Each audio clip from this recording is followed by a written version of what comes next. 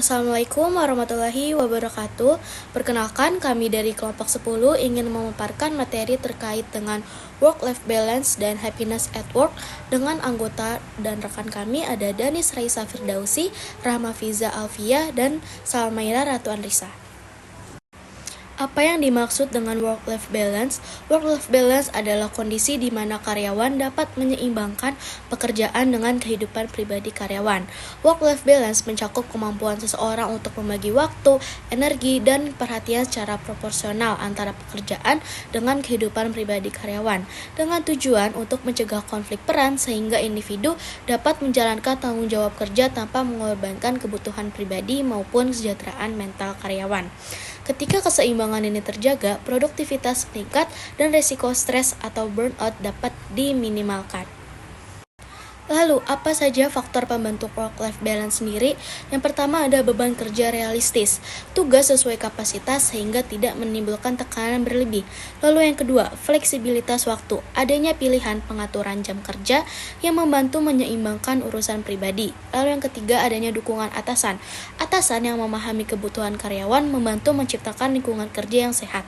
Lalu yang keempat, ada kebijakan cuti. Aturan cuti yang jelas dapat mudah diakses dan memberikan ruang untuk pemulihan dan kebutuhan keluarga. Lalu yang terakhir ada kebutuhan personal dan keluarga, di mana perusahaan yang mempertimbangkan kebutuhan pribadi karyawan membuat keseimbangan lebih mudah tercapai. Lalu, apa saja dampak work-life balance? Dampak work-life balance adalah untuk meningkatkan motivasi. Karyawan yang memiliki keseimbangan hidup dengan kerja cenderung lebih bersemangat dan berenergi dalam menyelesaikan tugas. Lalu yang kedua, mengurangi konflik peran. Work-life balance yang baik membantu karyawan tidak kewalahan antara tuntutan pekerjaan dan kehidupan pribadinya. Lalu yang ketiga, ada mendorong perilaku positif. Karyawan lebih tenang, kooperatif, dan menunjukkan sikap kerja yang lebih profesional. Lalu yang terakhir ada menurunkan turnover, di mana karyawan yang seimbang secara emosional dan waktu merasa lebih betah sehingga tidak mudah resign. Selanjutnya ada happiness at work. Happiness at work adalah perasaan bahwa karyawan benar-benar menikmati apa yang mereka lakukan dan mereka bangga pada diri mereka sendiri. Mereka menikmati berada di sekitar orang-orang sehingga mereka memiliki kinerja yang lebih baik. Lalu ada beberapa faktor yang membangun happiness at work, yaitu ada kepuasan kerja, rasa aman, hubungan positif, dan lingkungan kinerja yang suportif. Dan dampak happiness at work yang pertama yaitu meningkatkan engagement, karena karyawan menjadi lebih terlibat, fokus, dan menunjukkan komitmen yang kuat pada tugasnya.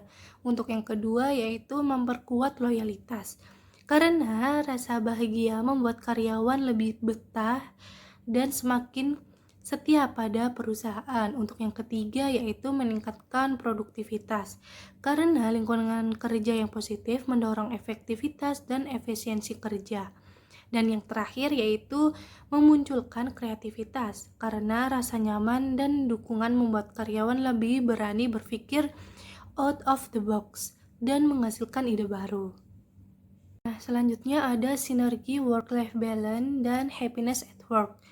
Work-life balance yang baik membuat karyawan merasa lebih tenang dan bahagia dalam bekerja.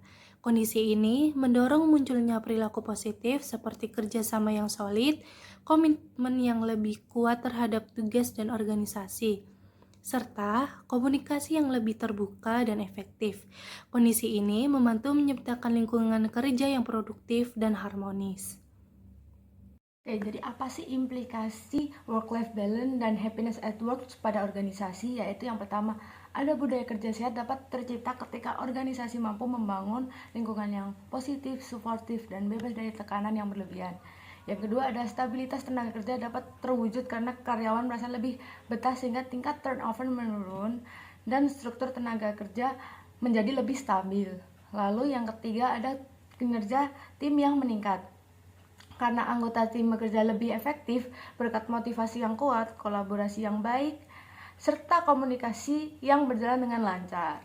Lalu yang terakhir ada lingkungan kerja harmonis terbentuk ketika hubungan antara pegawai menjadi lebih rukun, minim konflik, dan menghadirkan suasana kerja yang lebih nyaman. Jadi, kesimpulannya yaitu work-life balance and happiness at work merupakan dua aspek penting yang saling mendukung dalam menciptakan lingkungan kerja yang sehat dan produktif. Work-life balance membantu karyawan menjaga keseimbangan antara tuntutan pekerjaan dan kehidupan pribadi, sehingga mengurangi stres, konflik peran, serta meningkatkan motivasi. Sementara itu, happiness at work mendorong munculnya emosi positif yang membuat karyawan lebih terlibat, lebih loyal, kreatif, dan produktif. Ketika keduanya berjalan selaras, organisasi memperoleh manfaat berupa budaya kerja yang sehat, stabilitas tenaga kerja, meningkatkan kinerja tim, serta hubungan antar pegawai yang lebih harmonis. Sekian dari kelompok kami. Jika ada salah kata mohon maaf. Terima kasih atas perhatiannya. Wassalamualaikum warahmatullahi wabarakatuh.